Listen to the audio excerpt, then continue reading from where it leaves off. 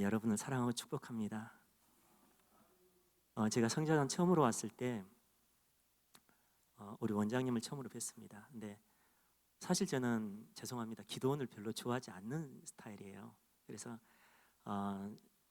휴가 때 한 번씩 가서 혼자 조용히 기도하는 그런 것들을 좋아했는데 제 아내의 권유로 성자산을 알게 됐고 왔습니다. 근데 일반적인 기도원의 원장님들하고 우리 원장님 좀 달랐어요. 거기서 제가 발견할 수 있었던 것은 사랑이었습니다. 그래서 우리 원장님께서 또 처음으로 설교를 하라고 했을 때 우리 원장님을 생각하면 그거 딱 단어 하나밖에 생각이 안 나요. 사랑. 그래서 때로는 원장님께 혼도 나기도 했었는데요. 그 혼을 내시는 그 마음에 사랑이 읽혀지는 거 있죠. 그래서 처음에 설교를 했을 때 이 사랑에 대한 말씀을 가지고 제가 했던 설교했던 기억이 나요. 그리고 이렇게 또 우리 원장님께서 천국에 가시고 나서 말씀을 준비하는데 생각나는 게 이 사랑밖에 없어요. 그래서 오늘도 이 사랑에 대해서 말씀을 이렇게 준비해 왔습니다. 이 사랑이라는 개념은요, 성경에 굉장히 많은 곳에서 나옵니다. 사실 몇 주 전에 제가 우리 교회에서 사랑에 대한 제목으로 설교를 했는데요. 그때 한 3시간, 4시간 했던 것 같아요. 그 전에 또 했던 거랑 이렇게 합치면 한 6시간 정도 설교를 했는데 사랑에 대해서만 그래도 많이 있더라고요.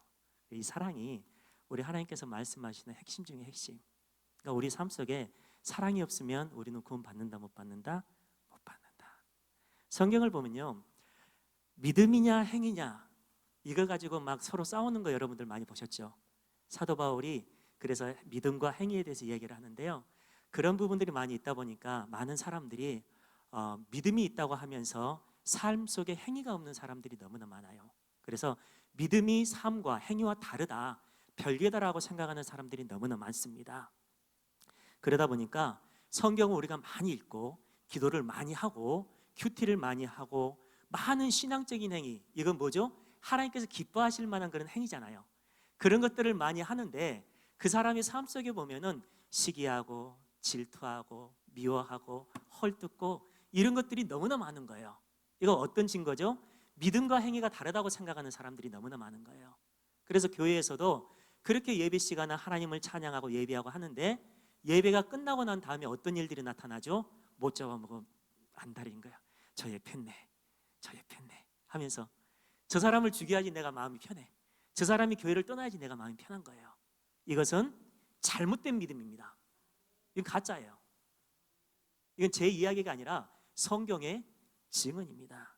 여러분, 한평생 동안 이게 믿음이라고 여러분들 생각을 해서 정말 열심히 말씀 보고 기도하고 신앙생활하면서 열심히 하나님께서 기뻐하실 만한 행위를 했는데 삶 속에 시기하고 질투하고 미워하는 것들이 끊이지가 않아요. 근데 그게 믿음이라고 우리가 착각하면서 한평생 살았어요.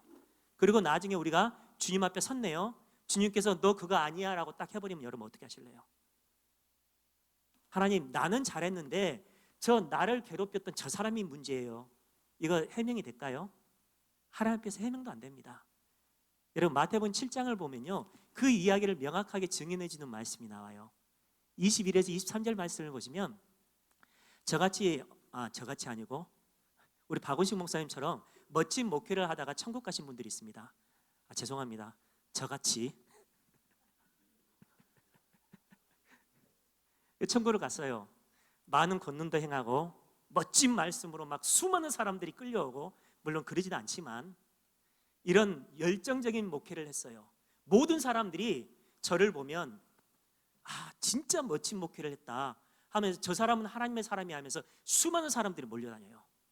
그렇게 사역을 하고 나중에 제가 천국을 갔네요. 천국이 아니라 주님 앞에 섰네요. 예수님께서 저를 알아보고 아이고 수고했다라고 해야 되는데 알아보지를 못하는 거예요. 너 누구니? 그러는 거예요. 그랬을 때 제가 예수님 앞에 그럽니다. 예수님, 뭐 하는 소리예요? 내가 주님의 이름으로 선지자 노릇도 했고 내가 주님의 이름으로 많은 권능도 행했고 내가 주님의 이름으로 귀신도 쫓아냈어요. 지금 나를 못 알아보다니 감히 이렇게 증언을 합니다. 그때 예수님께서 뭐라고 얘기하죠? 내가 너를 도무지 알지 못하니 무엇을 행하는 자들아, 이 불법을 행하는 자들은 내게서 떠나라. 끝나는 거예요. 지옥 갑니다. 여러분들이 멋진 목표라고 생각하고 멋진 신앙생활이라고 생각하는 게 하나님께서 그걸 카운트하지 않으면 여러분 다 가짜입니다. 저는 우리 원장님을 생각하면요, 죄송합니다. 제가 우리 원장님이 돌아가시고 나서 좀 마음에 좀 많이 좀 그리운 게 있었어요. 그래서 말씀을 드리는데, 우리 원장님을 생각하면 참 신앙생활이 정말 멋지게 했다는 생각이 들어요. 왜냐하면요, 사랑 그 자체였거든요. 제가 경험하는 우리 원장님은. 그래서 저는 우리 원장님을 보면서 그렇게 생각을 합니다. 진짜 제대로 본을 보이고 가셨던 하나님, 우리 원장님이시다, 이런 생각을 제가 많이 해봅니다. 여러분, 옛날에 실제 있었던 이야기입니다. 성자산에서도 한번 제가 예를 들었던 것 같은데, 김씨 아저씨가 있었어요. 기러기 아빠인데, 이 김씨 아저씨가 서울에서 직장 생활을 합니다. 그 아들이 미국에 유학 중이었어요. 이제 2년만 더 공부를 하면 한국에 들어와서 탄탄대로를 걸을 수 있는 멋진 아이였습니다. 근데 문제는 뭐냐면, 미국에서 아이 학교를 보내면 더군다나 아내랑 같이 갈 생활을 하다 보니까 1년 생활비가 1억이 나옵니다. 아이 납부금부터 해서 1년 생활비가 1억이 나와요. 근데 이 김 씨는요, 1년에 연봉이 8천만 원밖에 되지 않았습니다. 중소기업의 부장이었는데 8천만 원밖에 되지 않아요. 그래서 대출에 마이너스 통장에 이렇게 해도 막 버거운 거예요. 심각한 생활고를 겪습니다. 그래서 저녁에 집에 들어가면 라면으로 때우든지 굶든지 하고요, 점심때 되면은 회사에 가서 회사에서 이제 점심을 때우고 이렇게 살았어요. 더 심각한 문제는 뭐냐면, 생활비를 더 아껴야 되기 때문에 관리비까지 아낍니다. 그러니까 추운 겨울에도 보일러를 떼지 않고 생활을 해요. 그러던 중에 너무나 심각한 감기가 왔습니다. 도저히 참다 못 참아서 병원을 갔어요. 갔는데 충격적인 얘기를 듣습니다. 폐암 말기라는 거죠. 폐암 말기. 그 3개월밖에 살지 못한다는 겁니다. 그래서 이분이 충격을 받고 이 사실을 아이에게 알리면은 공부를 하지 않고 들어올 거잖아요. 그래서 비밀로 합니다. 그리고 보험사에 연락을 해봐서 보험을 알아보니까 질병으로 죽게 되면 5천만 원밖에 나오지 않는데요. 그런데 상해로 죽게 되면은 2억 8천만 원이 나온답니다. 2억 8천만 원이면 나머지 2년을 아이가 편하게 학교를 다닐 수 있잖아요. 그래서 이 기러기 아빠는요, 이 김 씨는 상해 사망을 위해서 열심히 달려갑니다. 그래서 4차선 도로에서 그냥 무단횡단을 해버리고 운전을 하다가 중앙선을 침범해서 가보기도 하고, 그런데 간단하게 다치는데 죽지를 않는 거예요. 그래서 고민을 합니다. 어떻게 하면 내가 확실히 죽을 수 있을까? 찾아냈어요. 높은 절벽에서 뛰어내리는 겁니다. 그래서 어느 날 눈이 안 내리는 어느 날 산을 타요. 눈이 너무나 많이 내렸다 보니까 눈으로 덮여 있죠. 그래서 절벽에 올라가서 이 사람이 떨어집니다. 김 씨가 떨어졌는데 결론은 안 죽어요. 다시 살아납니다. 어떻게 살아났냐면, 이 사람이 추운 겨울에는 등산 않잖아요. 위험해서. 혼자 배낭을 메고 올라가니까 그 산을 가려고 했던 사람이 뭐죠? 어떻게 본 거죠? 예? 이상하게 봅니다. 우연찮게 발견을 해요. 죄송해요. 제가 가끔 단어가 생각이 안 납니다. 우연찮게 발견을 하고 이상하게 생각해서 그 사람을 유심히 봤어요. 근데 그 사람이 절벽에서 떨어지는 걸 보고 119에 전화를 했습니다. 살아났어요. 문제는 뭐냐면, 그 충격 때문에 심각한 장기가 손상이 되고 척추가 부러져 버렸어요. 하반신 마비가 됐습니다. 결론은 아들이 2년 남아있는 학교를 마치지 못하고 한국에 들어왔어요.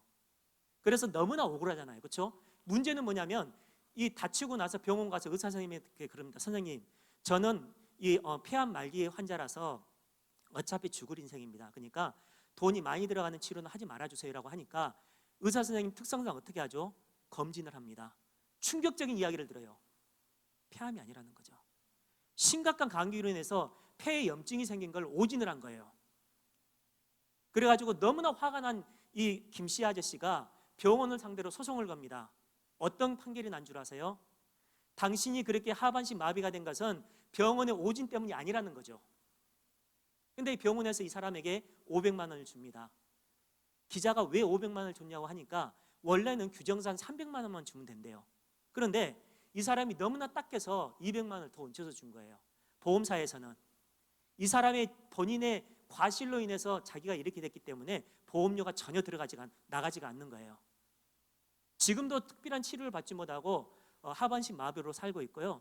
아들은 거기서 자퇴를 하고 한국에 들어와서 지금까지 원망을 받으면서 살고 있대요.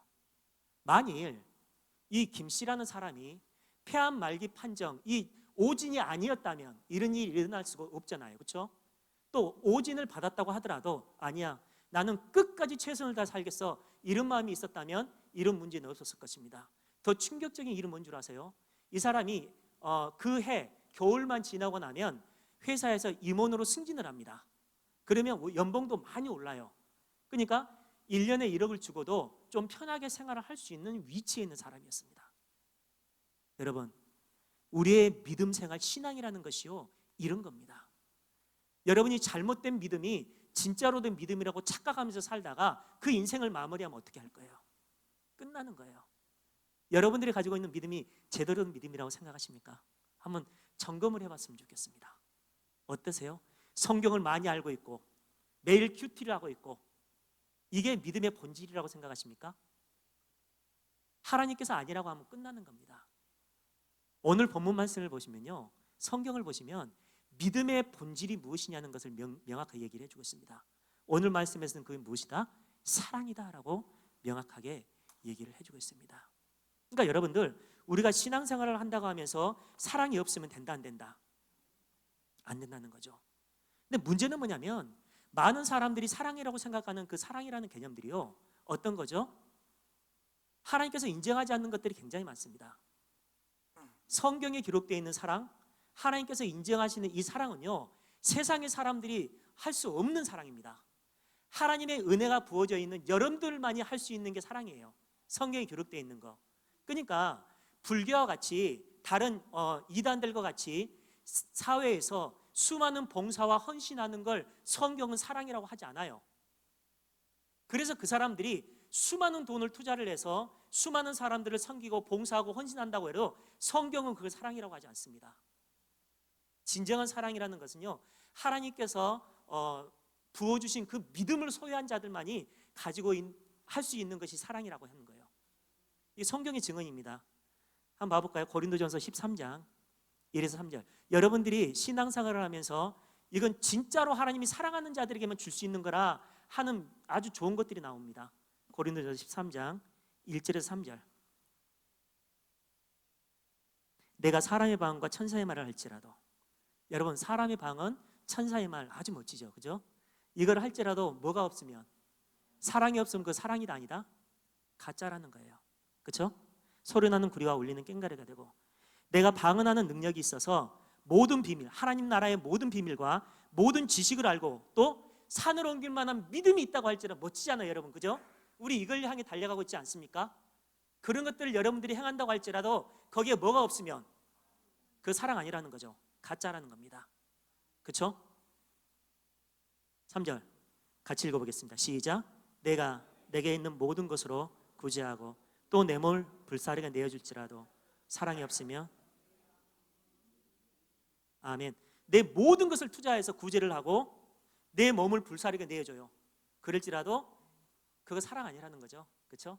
사랑이 없으면 다 가짜라는 거예요. 그래서 여러분들 어떻습니까? 여러분들의 믿음의 본질이 제대로 되어 있는 것입니까? 한번 점검해 봐서, 저는 판단하려고 하는 게 아니라 여러분들에게 질문을 던지는 겁니다. 이거 해결되지 않으면 다 가짜입니다. 천국까지 못해요. 맞다 그러잖아요.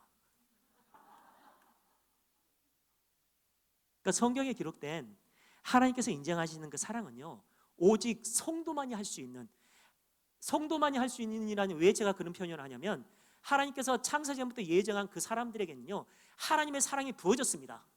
그러니까 여러분들에게 그 하나님의 사랑이 부어졌어요. 그러니까 하나님께서 너희에게는 내 사랑이 있다라고 인정한 사람들의 삶 속에서만 나올 수 있는 것이 사랑이다라고 인정을 하는 거예요. 이게 성경의 증언입니다, 여러분들. 그러니까 이 말씀을 중심으로 해서 봤을 때 하나님의 사랑이 없이도 이런 여러분들이 하나님의 사랑을 받고 있다고 인정할 만큼 멋진 행위를 하는 사람들도 있다는 거예요. 그래서 분별이 필요하다.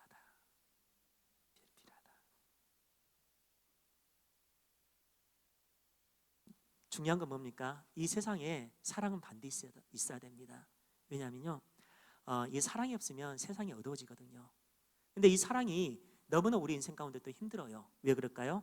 사랑 속에는 포기, 낮아짐, 손해라는 삶의 실천이 따르기 때문이에요.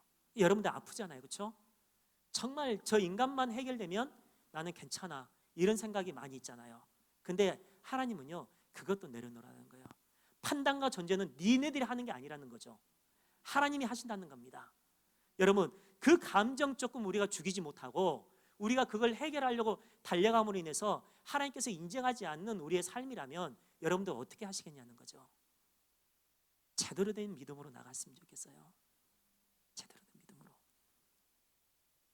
하나님의 사랑으로 자신의 가장 소중한 것을 줄 수 있는 것, 그거의 진정한 사랑입니다. 하나님의 사랑으로 자신의 생명까지 줄 수 있는 것, 이게 진정한 사랑입니다. 하나님께서 우리를 이처럼 사랑해 주셨잖아요. 당신의 생명으로. 그러기에 성도인 우리에게 있어서 진정한 아름다움은 내면 속에 있는, 내면 속에서 나타나는 예수 그리스도의 사랑입니다. 그거밖에 없어요. 여러분, 말씀을 통해서 그 사랑을 훈련해 나가십시오. 여러분들의 믿음의 현주소가 어디 있는지를 점검하기 위해서는 내가 세상 속에서, 내가 하나님 앞에서 얼마나 많은 사랑을 하고 있는지 점검하면 됩니다.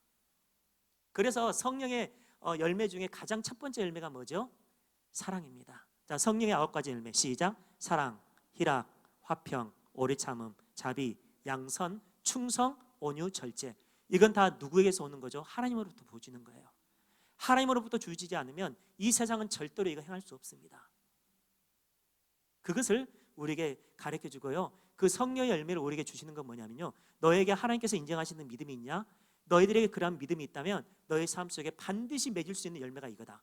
그러면 그 열매를 맺지 못하면 진짜다 가짜다? 가짜인 거예요. 그래서 예수께서 성전 정화를 하시려고 예루살렘으로 올라가시다가 열매를 맺지 못하는 그 무화과 나무를 보고 저주를 하신 거예요. 열매를 맺지 못함으로 인해서. 성도인 너희들의 삶 속에 그 열매가 맺히지 않으면 너희들은 가짜라는 거죠. 저주의 심판대 앞에 서게 된다는 겁니다. 무섭죠? 근데 여러분 걱정하지 마세요. 여러분에게는 그 사랑이 주어진 사람들입니다. 아직 우리가 그 사랑의 본질과 그 사랑의 길을 찾지 못해서 이렇게 있을 수도 있고요, 벌써 그 사랑의 본질을 찾아서 그 길을 가고 있는 사람들도 있어요. 중요한 건 뭐죠? 하나님께서 하시겠다는 거예요. 반드시 그 사랑의 본질로 너희들을 이끌어 갈 것이다.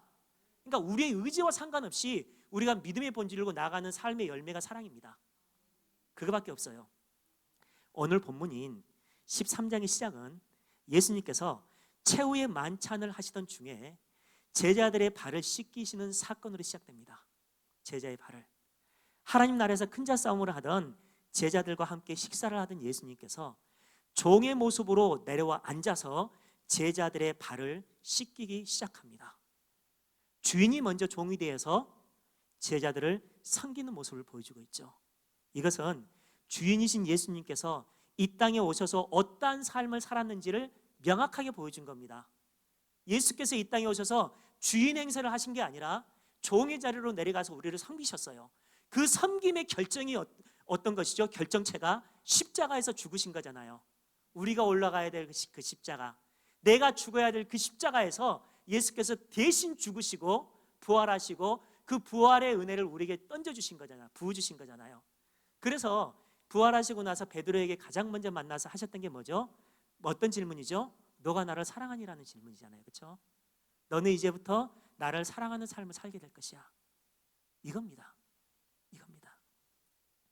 주인이 먼저 종의 모습으로 무릎 꿇고 앉습니다. 그렇죠? 그러한 섬김의 주님과 대조되어 나타난 자가 있죠. 누굽니까? 가룟 유다. 요한복음 13장 2절입니다. 마귀가 벌써 시몬의 아들 가룟 유다의 마음에 예수를 팔려는 생각을 넣었더라. 예수님은 제자들의 주님이심에도 불구하고 당신의 모든 것을 내려놓고 종이 되어서 제자들을 섬깁니다. 이게 예수님의 삶이었습니다.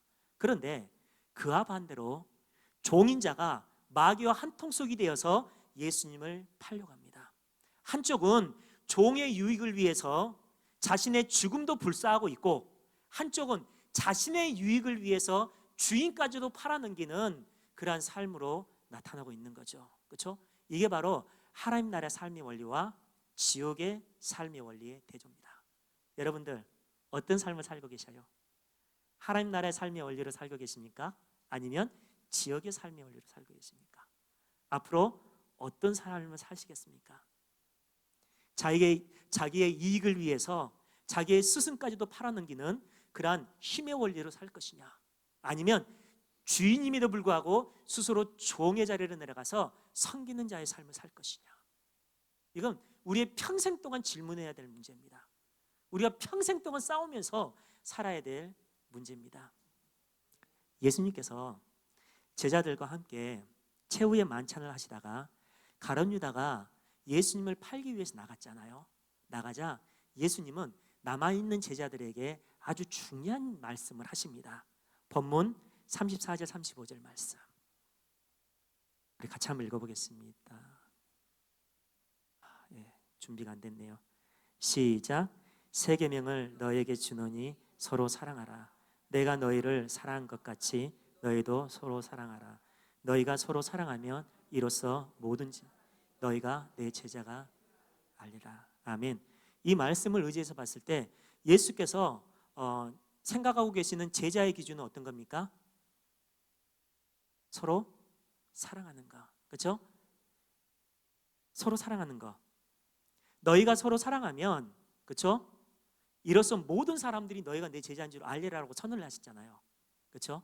그래서 예수님과 가지고 있는 사랑에 대한 기준은, 제자에 대한 기준은 사랑입니다. 여러분들이 예수님의 제자라고 자부하신다면 여러분들의 삶 속에는 반드시 이 사랑의 삶이 있어야 돼요. 그러나 이 사랑은 세상이 할 수 없는 사랑이다. 그렇죠? 하나님의 백성들만이 할 수 있는 그 사랑이다. 이것을 우리는 명확하게 찾고 가야 됩니다. 그렇다면 지금 우리의 삶은 진정한 예수님의 제자로서의 삶을 살고 있는지 한번 깊이 있게 생각해 봤으면 좋겠어요. 이유는 상관없습니다. 누구의 자잘못을 떠나서 내가 예수님의 제자라면 반드시 이 삶을 살아야 한다라고 주신 게 오늘 본문의 말씀이에요. 반드시. 상대방이 아무리 용서할 수 없는 잘못을 했다고 할지라도 괜히 찔립니다. 할지라도 내가 예수님의 제자라면 사랑으로 품는 거예요. 여러분, 저를 왜 목사로 하나님이 부르신 줄 아세요? 제가 하나님의 부르심을 받았을 때 막 도망 다녔습니다. 근데 왜 끝까지 안 쳐놓은지 아세요? 이 인간은, 죄송합니다, 제 자신에게 말하는 거예요. 이 인간은 목회자로 세우지 않으면 도저히 구원받을 수 없는 인간이기 때문에 하나님이 콜링한 거예요. 사방을 막아놓고 너는 하나님의 말씀과 은혜 가운데 네가 삶의 실천이 믿음의 삶의 실천이 안 되더라도 네가 설계함으로써 네 자신을 좀 점검하고 매일같이 찔림 속에 살아봐. 이겁니다, 여러분. 그러니까 여러분들이 이 목회자를 위해서 기도를 많이 해주셔야 돼요. 목회자를 위해서. 아멘 하신 분들은 이 목회자들의 그 좀 부정한 부분을 많이 보신 것 같습니다. 농담이고요. 예수님께서 십자가에 달리면서 너 때문이야 하면서 책임 전가하며 원망하지 않으셨잖아요. 그냥 사랑으로 품으시면서 뭐라고 하나님께 기도하시죠? 하나님, 저들의 죄를 어떻게 하십시오? 용서해 주세요. 저들은 자기가 하는 일을 아직도 알지 못합니다. 이게 우리가 해야 될 기도입니다, 여러분. 하나님 사랑으로 품어주세요. 그래서 다윗은 자기를 죽이려고 하는 원수들 앞에서도 어떻게 했죠? 하나님께 기도했어요. 바로 눈앞에 사울이 있음에도 불구하고 창으로 찔리기만 하면 죽일 수 있는데 그러지 않고 사랑으로 품고 갑니다. 물론 돌아서서 하나님께 있는 그대로 기도하죠. 하나님, 저 인간 좀 죽여주세요. 여러분 기도하십시오. 그러나 그 사람 앞에서 우리가 해야 될 게 뭐죠? 사랑으로 품는 것밖에 없습니다. 하나님께서 심판하시고 결국은 하나님께서 그 사울을 죽여버리잖아요. 그렇죠? 너희는 무엇만 하라? 사랑만 하라. 우리가 아무리 오랜 세월 동안에 교회를 다니면서 많은 봉사와 헌신을 했다고 할지라도, 말씀을 많이 봐서 많이 알고 있다고 할지라도 여러분 서로 사랑하지 않으면 아무 소용없습니다. 아무 소용없어요. 신앙생활을 열심히 하는 것도 중요하고 성경을 많이 읽는 것도 중요하고 성경을 통해서 예수님을 만나는 것도 굉장히 중요해요. 근데 그 만남의 삶의 결과물로 나타나는 사랑이 없으면 다 가짜라는 거죠. 여러분, 우리의 마음속에 무엇이 자리 잡고 있을까요? 그것이 사랑이라면 여러분 잘 가고 있습니다. 제대로 가고 있어요. 오늘 본문에서 예수님은 우리가 사랑하되 서로 사랑을 하되 어느 정도까지 사랑해야 하는지에 대해서 명확하게 우리에게 해답을 제시하고 있습니다. 어디까지 사랑하라고 하신 거죠? 내가 너희를 사랑한 것 같이 너희가 서로 사랑하라. 너희들이 가지고 있는 사랑에 대한 기준 말고, 너희들이 할 수 있는 그러한 사랑에 대한 기준 말고, 내가 너희를 사랑한 것 같이 그런 사랑으로 너희가 서로 사랑하라는 거예요. 이게 사랑에 대한 기준입니다. 그러니까 여러분, 우리가 나는 이 정도면 저 인간을 사랑했어, 이거 우리가 세운 사랑입니다. 그게 율법일 수 있고 그게 우상일 수 있습니다. 그래놓고 나는 이 정도 했으니까 더 이상 나는 책임이 없다는 거죠. 네가 잘못이라는 거죠. 여러분, 그래봤던 경험 없으세요? 저는 수없이 많습니다. 수없이 많습니다. 그래서 주님은 성경을 통해서 우리에게 명령을 하고 계시는 거예요. 내가 너희를 사랑하는 이거 아니면 다 가짜다. 그래서 계속해서 우리가 신앙생활하는 신앙생활의 본질이 뭡니까? 내 안에 있는 자아를 계속 내려놓고 빼고 깨고 죽이고 내 안에 예수, 유니온 크라이스트, 그리스도와의 연합, 예수께서 내 안을 점령하기를 소망하는 마음으로 하는 게 신앙생활이잖아요. 그래서 말씀을 보는 거고, 그래서 기도를 하는 거고, 그거 아니겠습니까? 예수님께서 이 말씀을 하실 때는요, 제자들이 예수님을 배신하고 부인하고 도망갈 것을 예수님은 벌써 알고 계셨습니다. 벌써 알고 계셨어요. 예수님께서 서로 사랑하라고 이 말씀을 하시는 순간 가룟 유다는 벌써 예수님을 팔기 위해서 나갔습니다. 나갔어요. 베드로는 그날 밤을 넘기지 못하고 예수님을 부인해요. 심지어는 저주까지 하면서 도망가 버립니다. 다른 제자들은 모두 도망가 버리고, 심지어 요한은 벌거벗은 채 도망갔다고요. 얼마나 다급했으면 벌거벗은 채 도망갔을까요? 그렇죠? 예수님은요, 이런 상황을 다 알고 계셨습니다. 다 알고 계셨어요. 그런데 그 예수님의 입에서 나오는 말이 뭐죠? 너희가 서로 사랑해. 내가 너희를 사랑한 것 같이 너희가 서로 사랑해야 돼. 나는 끝까지 너를 사랑할 거야. 그러니까 너희도 너희 고집 세우지 말고 너희의 고집 꺾고 내가 너희를 사랑한 그 사랑으로 품어. 그 사랑이 제자들에게 들어가고 난 다음에 제자들의 삶이 어떻게 변했죠? 주님, 내가 주님을 위해서 죽어도 괜찮습니다. 내가 주님의 그 복음, 사랑의 복음을 내가 전하다가 순교하겠습니다. 다 그렇게 순교했습니다. 근데 그 순교했던 그들의 모습이 어떤 모습이었다고 하죠? 해같이 밝았다고 하잖아요. 그렇죠? 이게 우리 성도인 우리가 가야 될 궁극적인 삶의 본질입니다. 이게 안 되면 안 된다는 거죠. 이게 안 되면. 여러분, 지금 이 말씀을 들으면서 좀 답답하지 않으세요? 답답하지 않으십니까? 이 사랑을 누가 할 수가 있어? 예수님만 할 수 있는 이 사랑을 왜 저렇게 강조하지? 여러분, 예수께서 서로 사랑하라고 하신 이 말씀은요, 권면이 아닙니다. 권면이나 부탁이 아니에요. 이건 명령입니다. 그렇게 사랑을 해라. 하나님께서 태초의 인간들에게 명령을 하셨어요. 근데 그 명령을 지키지 않고 듣지 않고 그 명령대로 따르지 않았던 삶의 본질 가운데 하나님께서 뭘 던졌죠? 죄를 퍼붓습니다. 저주를 퍼붓습니다. 그렇죠? 그 예수님의 명령대로 따라 순종하지 않는 것은 아니라는 거죠. 분명한 것은 우리의 삶 속에 반드시 이러한 삶의 본질이 있어야 한다는 것입니다. 왜 반드시 사랑을 해야 한다고 서두에 말씀을 드렸습니까? 이 사랑에는요, 우리가 구원받을 수 있는 유일한 길이기 때문이에요. 천국에는 사랑밖에 없기 때문입니다. 여러분들이 이 세상을 떠나서 갈 때에는 그 사랑만 가지고 가는 거죠. 그래서 우리 원장님이 천국에서 계신다는 것을 우리가 어떻게 알 수가 있죠? 우리 원장님의 삶을 봤을 때, 그 사랑이 묻어났던 그런 것들을 경험함으로 봤을 때 우리 원장님은 반드시 천국에 계실 거야. 여러분, 그거 아니겠습니까? 여러분이 세상에서 아무리 많은 부와 명예를 가지고 있다고 할지라도 그것 중에 단 하나라도 가지고 갈 수 없습니다. 그래서 이 세상에서 계속 비운 훈련을 받는 거예요. 그러니까 여러분, 하나님을 위해서 마음껏 섬기십시오. 마음껏 드리십시오. 근데 여러분들이 그 드리는 핵심이 하나님을 향한 사랑이 돼야 됩니다. 그게 안 되면 다 가짜예요. 예배 시간에 앉아 계시잖아요. 그 앉아서 예배 드리는 핵심이 사랑이 아니면 다 가짜입니다. 우리 교회 집사님 중에서 하루에 2시간씩 기도하는 집사님이 계셔요. 이분은 기도하지 않으면 살 수 없는 분이에요. 굉장히 영적인 분입니다. 근데 이분이 신앙생활을 한 지가 얼마 되지 않았어요. 60대 초반이신데 신앙생활한 지가 얼마 되지 않았어요. 그러니까 그 전에 10년이 넘은 세월 동안 이분이 잘못된 이상한 종파에 빠져 있었습니다. 어디에 있었냐면, 여러분들 들어보셨을지 모르겠어요. 유체이탈이라는 그런 종파 들어보셨습니까?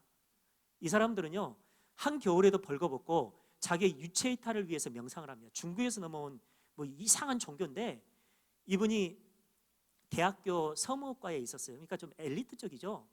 근데 오랜 세월 동안 그렇게 하니까 이 사람이 유체이탈을 해요. 근데 자기의 이 영이 빠져서 나가는데, 그 사람이 증언이에요. 그러니까 한국에서 타 클래스 달리는 그 정도까지 올라갔던 사람이에요. 그러니까 이 사람이 영이 유체 이탈이 돼서 나가면 어디로 나간 줄 아세요?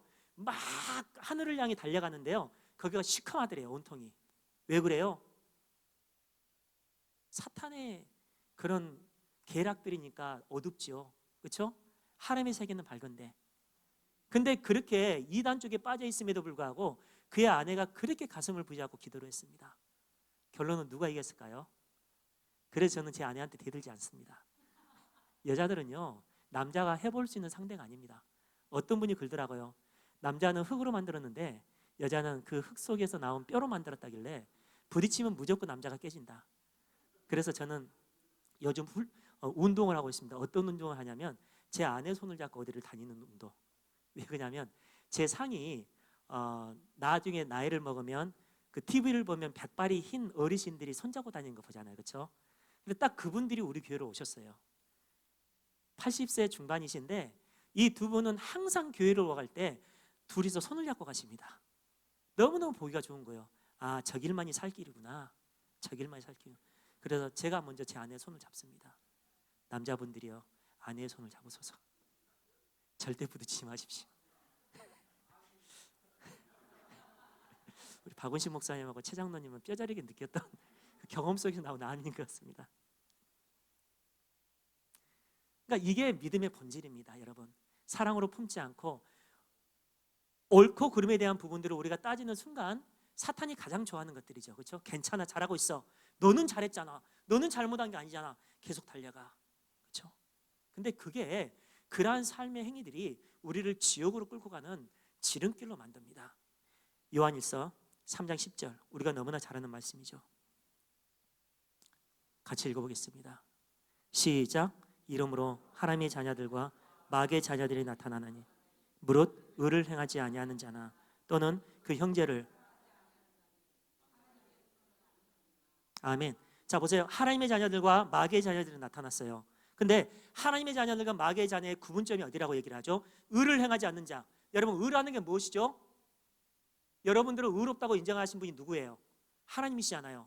그러면 하나님이 의롭다고 하시는 그 의가 뭐죠? 하나님의 의가 여러분들에게 전가된 거예요. 하나님의 의가.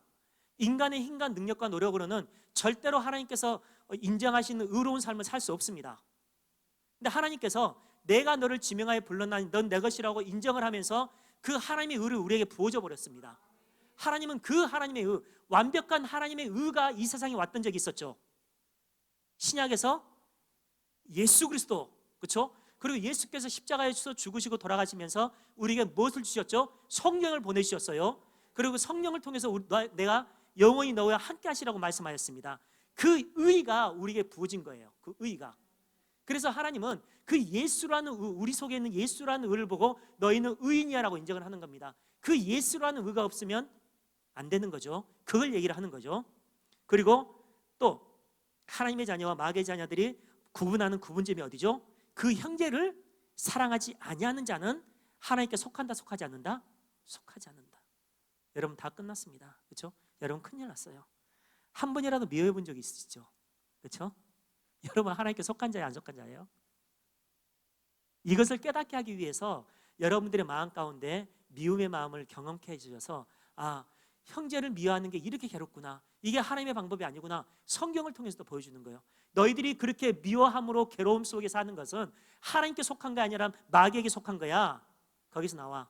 미워하고 시기하고 질투하는 것은 누가 해야 될 거야? 하나님이 해야 될 거야. 너희는 할 수 있는 것은 하나님께서 부어주시는 것으로 사랑만 하면 돼. 그것을 우리에게 보여주는 겁니다, 여러분. 하나님께 속하지 않는다는 것은요, 하나님께서 인정하지 않는다는 겁니다. 그렇죠? 그러한 것들을 가지고 하나님과 함께 살 수 없다는 거죠. 그렇다면 천국에 들어갈 수 있다 없다? 들어갈 수 없다는 거예요. 그렇죠? 그러니까 사랑은 곧 믿음이라 해도 과언이 아닐 정도입니다. 여러분들이 믿음이 있다고, 산을 옮길 만한 믿음이 있다고 해도 그 속에 사랑이 없으면 그게 사랑이다 아니다? 아니다. 그 믿음이다 아니다? 아니다. 같자는 거죠. 그렇죠? 이게 우리가 하나님께 속한 자와 그러지 않는 자의 기준입니다. 이게 구원받은 성도와 그러지 않는 자의 기준입니다. 그렇죠? 여러분, 살인에 대한 개념 아시죠? 살인에 대한 개념. 세상에서 우리가 누군가를 살인했다는 것은 누구의 생명을 끊어야 되는 거잖아요. 근데 성경에서 살인이라는 것은 어떤 거죠? 그렇죠? 같이 읽어보겠습니다. 요한일서 3장 14, 15절 말씀. 시작. 우리가 사랑함으로 사망에서 옮겨 알거니와 사랑하지 아니하는 자는 사망에 가하느니라. 그 형제를 미워하는 자마다, 살인하는 자마다 영생이, 아멘. 우리가 형제를 사랑하기만 해도 사망에서 생명으로 옮긴대요. 그렇죠? 그러니까 형제를 미워하는 것이 살인하는 거라고 얘기를 하잖아요. 살인하는 것은 어때요? 그 영생이 그 속에 거한다고 가지 않는다? 가지 않는다. 천국까지 못 한다는 겁니다. 사랑이 여러분 이렇게 중요해요. 사랑이. 죄송합니다. 그래서 우리 원장님이 그렇게 서로 사랑해라 그러는 거예요. 제가 보면서 원장님께 되게 많이 혼난 것 중에 가장 큰 게 뭔 줄 아세요? 사랑하지 않는 것. 그래서 여러분들 많이 들어보죠. 이 목사들아 하면서 많이 그랬잖아요. 그렇죠? 사랑하지 않는 것. 그게 문제입니다. 여러분 마음껏 사랑하십시오. 품으십시오. 그것만이 우리의 믿음을 보일 수 있는, 하나님께서 그러한 우리의 삶의 본질을 보고 너는 내 것이야 라고 인정을 해주는 것이죠. 아주 중요합니다. 그래서 다시 말하면, 결론적으로 말하면요, 믿음은 무엇이다? 서로 사랑하는 것이다. 예수님은 사랑이시기 때문에 성도로 인해서 반드시 사랑하게 만듭니다. 여러분들로 인해서 예수님이 그 사랑하는 사랑으로 우리가 반드시 그 길로 가게끔 하나님은 만드십니다. 이게 믿음의 본질이에요. 이게 빠지면 다 가짜입니다. 여러분 사랑하십시오. 사랑하십시오. 사랑하십시오. 우리는 예수님을 사랑한다고 고백하지만 그 사랑으로 이웃을 사랑하고 있는지 한번 깊이 있게 생각해 봤으면 좋겠습니다. 많은 사람들이 예수님을 사랑하는 것과 이웃을 사랑하는 것은 다르다고 생각을 해요. 성경은, 그래서 성경에서 이야기합니다. 성경을 보시면요, 주님께서 말씀하시는 그 사랑에 대한 말씀하신 중에 두 가지 양상이 나타나요. 어떤 곳에서는 주 너의 하나님을 사랑하고 내 이웃을 내 몸과 같이 사랑하라고 말씀하셔요. 또 어떤 곳에서는 주 너의 하나님을 사랑하라는 말씀 빼버려요. 그리고 내 이웃을 내 몸과 같이 사랑하라고 말씀하시거든요. 왜 이렇게 차이가 있을까요? 그 어떤 거냐면, 여러분 보세요. 이웃을 사랑하는 그 사랑의 본질 속에서는요, 주 너의 하나님을 사랑하는 그 사랑이 반드시 있어야 돼요. 이건 기본 베이스입니다. 그러니까 그 하나님을 사랑하는 사랑이 없으면 이웃을 사랑한다는 것은 성립될 수 없다. 그것은 이웃을 사랑하는 게 아니라는 것에서 주 너의 하나님을 사랑하라는 것을 가끔씩 빼기도 합니다.